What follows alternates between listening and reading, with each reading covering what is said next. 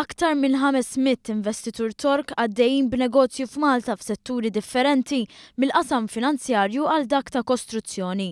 Dan kien innotat mill-Prim Ministru Tork Bin Ali Yildirim waqt li kienet jindirizza l-forum tan-negozji bejn Malta u t-Turkija fil-Kamra tal-Kummerċ. Yildirim innota wkoll kif it-Turkija attirat investituri Maltin bil-maġġoranza tagħhom jaħdmu minn Izmir.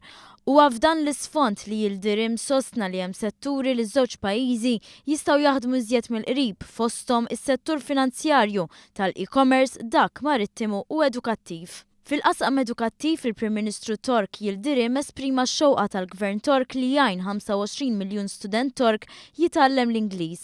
Xewqa li tista' sseħħ qal il-Prim Ministru Joseph Muscat u dan għaliex pajjiżna jista' joffri s-servizzi tiegħu għat-tagħlim tal-Ingliż.